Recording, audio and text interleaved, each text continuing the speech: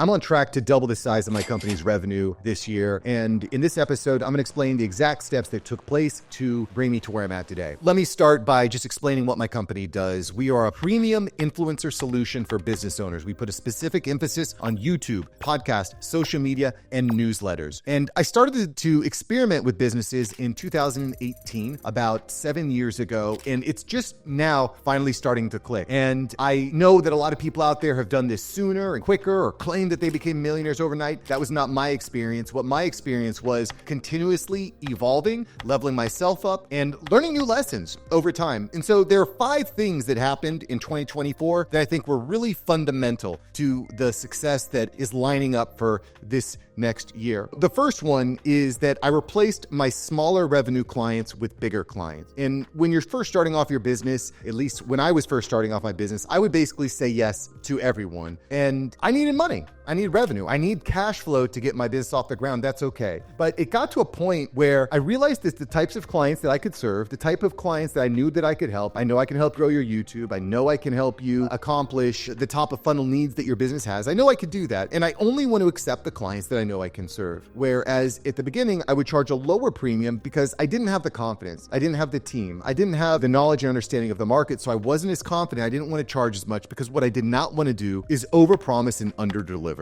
But now over time, based on the skills that I've built, based on the systems that I've built, based on the team that I've built, I know what I'm able and capable of delivering. And I think a mistake that some people make early on in their business is saying, I just need more high ticket clients. I need to charge more and more and more and more. And the problem there is that you can often overpromise and underdeliver. You don't want to do that. The other trap that I see people fall into is that you don't charge enough. And so you get stuck with the same clients, the same churn, solving the same problems. And so what I recognized is who is the ideal avatar that I know that I can help? What do they look like? What is their revenue? How can I get on more calls with that type of person? How can I serve more types of people like that? How can I present as the type of person who can solve that problem? Over the past year, I ended up the last year with less clients, but double to triple to quadrupling the revenue and the value that I'm able to bring them. And again, moving forward, I spoke to someone earlier today in a mastermind, said, hey, Mark, do you think you could help me? And I said, I probably can, but you're just too early in the journey for me. This is a problem that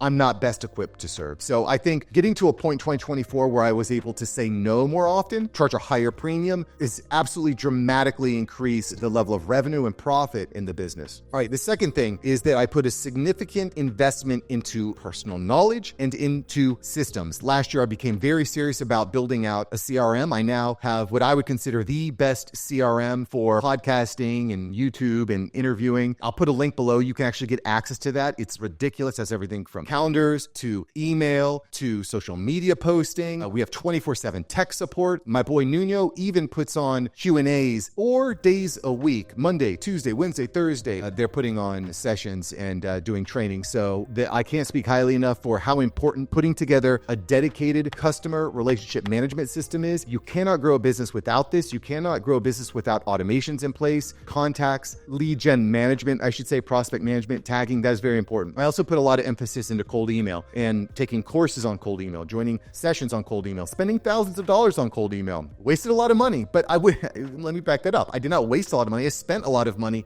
to learn and grow. And at the time, it was not generating any fruit, but over time I learned what works, what doesn't work. And I can actually apply those lessons, not just to my own business, but to my client's business. When my client says, hey, I'm thinking about doing this, I say, wait, you cannot send out cold email to your entire email list. You're going to burn your domain. That helps me to provide more value to clients. I'll say, hey, you got to set up separate domains with separate email addresses. We got to do email warm up. And so I know enough to be dangerous, and I know enough to know when I don't know, and I can connect people with the right assets. So cold email was something I invested in. Newsletter. We got very serious about newsletters. I think now between the multiple brands, we're reaching about 40 to 50,000 people a month in our collective newsletters that we're managing. And I find that newsletters are just a tremendous way of driving traffic. It's your low-hanging fruit. Actually, it's actually probably closer to 75,000 people are reaching in newsletters. But if you're not serious about sending out email, you are definitely leaving money on the table. And I don't want to be one of those guys who says, you got to email, you need to email. If you're not emailing at all, you're not getting the downloads that you need. You're not getting the leads that you should have. You're not going to have the systems on the back end to warm up traffic. In the marketing world, they say you need to get someone's attention 25 times before they buy. And a newsletter is a great way of getting that direct correlation. And also, side note, when we're talking about investing in knowledge on newsletters, it's very easy to land in the spam or the promotion box. So the knowledge that I've gained over time has helped a lot. You got to have your DMARC and your DKIM and all that technical settings. That all needs to be set. You need to watch your spam count. You need to watch your bounce rate. You need to make sure that you're not including spammy words like sales secrets and stuff like that. You need to make sure that you're careful about the content in your emails, and are you adding too many links to someone who didn't sign up? Maybe they did sign up, but you're sending them too many links. All this stuff kind of plays a part in actually landing in someone's inbox. And I guarantee you, there are people listening and watching right now that are not actually getting in front of the people that signed up. There are people that I've signed up for their newsletter and it just goes straight to spam. It goes straight to promotion. And I promise you, there are people out there that have this problem. You're listening right now, there's a good chance you have this problem. The final thing I really invested in this team was, in this year, was combining organic with paid reach. So it's not just about the organic views, and that's very important, but also how do we get into the paid program? YouTube ads, Google ads, Meta ads. How do we incorporate that into our system to better serve clients? That's going to be a major push for me this year in 2025 as I look to scale the business up, again, double it the following year. But if you're going to be in marketing and media production, you need to understand how to run ads, at least at a base level, so that you know how to hire the right team,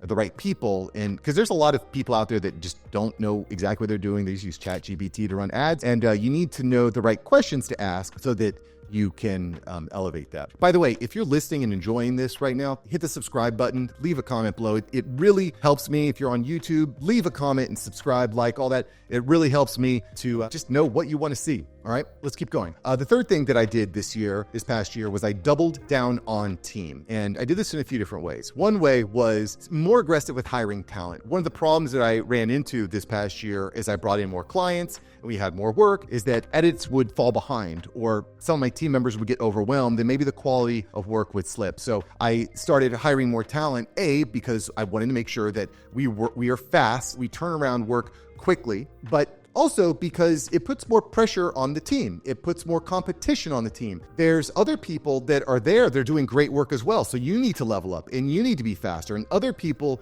might come for those positions. It was also important because it fills in the gaps. What if someone gets sick? What if someone quits? We need to have new team members. We need to have multiple team members assigned to each client so that there's continuity of production. Again, that's something that is really valuable to my client base, because when you're pumping out content, you need to pump it out consistently. In addition to those facets of doubling down on team is the quality of work and the training. Every single human being on earth right now needs to be learning and training themselves and accelerating and getting better, because AI, robotics, this new world, everyone's working remotely. You are not just competing against your neighbor, you're competing against someone on the other side of the world. And I recognize this, and I want to make sure that my team is the best of the best. So we're doing weekly meetings to just kind of meet and see what's going on within the agency as a whole, but also meeting at least once a week to really train and drill down on what's happening in the industry. Why did this thumbnail kick ass? Why did that video fail? Why is this newsletter have a 60% open rate and this one has a 30%? And how can we even that out? All that stuff. Constant training, dedicated to excellence, making sure that the team is kicking butt. And I even put together an automation in which video editors, graphic editors, newsletter writers, anybody that applies to be part of our organization, our family,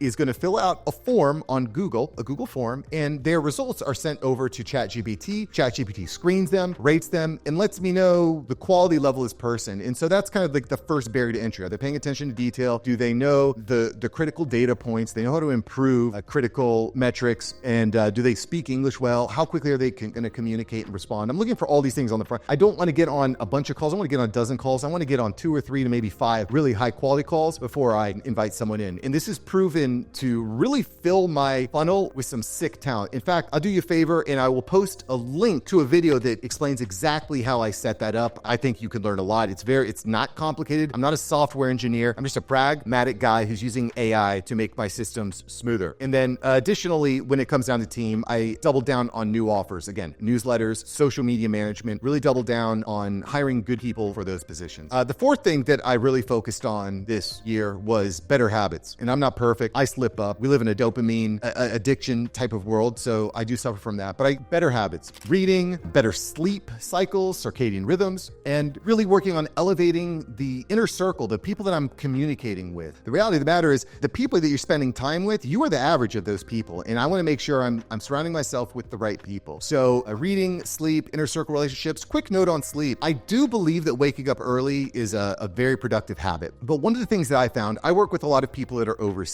They live in different time zones. And I found that going to bed very early and waking up very early is not very good from a leadership standpoint. I can't really go to bed before 10 o'clock or 9:30. I cannot be going to bed before 9:30, 10 o'clock because I need to be reaching my team before I go to sleep because they're just about to start their workday. When I'm going to sleep at 9:30, they might be waking up. They might have just woken up at 9 a.m. or maybe they wake up at 10 a.m. And I need to make sure that I catch them at the beginning of the day and say, hey, Jim, this is what's going on today. I saw this, boom, boom, boom. Make sure you knock this out. And of course, we have a lot of sophisticated programs we use in our tech stack like Monday and like Slack, but nothing beats hopping on a quick 5-minute huddle and saying, I noticed this, I need you to do that, et cetera, et cetera. Making sure that my team knows what they have assigned for the day. Moving forward long term, I'm going to want to bring someone in that's more focused on that. But at this point in time, it's very much driven by me. I do not sacrifice sleep. I make sure I get plenty of sleep. I make sure I exercise regularly. I actually, at the end of the last year, put on about 20 pounds during the holidays. Grandma, I love you, but sending me a huge tin of cookies during December was a little counterproductive, but I don't know how many more cookies I'm going to get, so I'll take them. Actually, just send me all the cookies. I'll take them. Maybe I just don't eat them all in one night, but I digress. And then, so that's the fourth is better habits. Again, I joined a church group, a men's group at church, which has been really transformational. I've been part of it for a few years, but I really started focusing on the relationships within there. Make sure I'm speaking to people, calling people. There's some other killers I know. There's some people I know that are working for huge companies and huge influencers. Boom, call them on the phone, get on a first name basis, really pick on their wisdom. So the inner circle relationships have been big. And the number 5, I've become much more thoughtful about the guests that I'm bringing on my podcast. And again, this kind of goes back to the CRM I built. I have a great filtering system built into that CRM. You can get it, you can grab it. I'll put a link below so you can check that out. I can't speak enough about it, but I've been much more thoughtful about the guests I bring on. And you might have noticed this, trying to reframe the way that the After Hours Entrepreneur podcast operates. And right now I'm bringing on millionaires, billionaires, or visionaries. People that are thinking way outside of the box. They're thinking next level. These are the types of they're going to be Elon Musk's and Jeff Bezos over the next 5 to 10 years. And this kind of goes back to inner circle relationships. And just a quick side note on podcasting, there's a lot of halo effect that happens. When people see you next to this person, they equate you. You want to be as close as possible to the big money, to the big thinkers, the big leaders. When I look at podcast guests that are coming on, I'm looking for people that are either my ideal client, 7, 8-figure business owner, maybe 9, or billionaires, people that are just way massive success, people that everybody really wants to hear from, and then visionaries, people that are using AI, technology, robotics. I have a really sick guest coming on in the next couple of weeks, so stay tuned for that. It's going to be bananas, really, really good. But that's another thing is trying to reframe the podcast as a whole, being more thoughtful about guests, and downloads are reflecting that. Downloads both on YouTube and on audio-only interfaces. So these are all the things that I've done to essentially double the outlook for revenue. It's currently February 2025. I expect that I'll double and or maybe even triple revenue this year, and very excited about it. I've been doing this a long time. I am the After Hours Entrepreneur. I am the guy who is waking up who dropped out of college, worked a job he didn't like, started working in his after hours, getting home, working, putting in the late hours, and finally is starting to turn into something real, into something legitimate, into a really scalable business with sick clients. I cannot tell you the quality of the clients that I'm bringing on. I love all the clients I've worked with. The clients that I'm working with now are next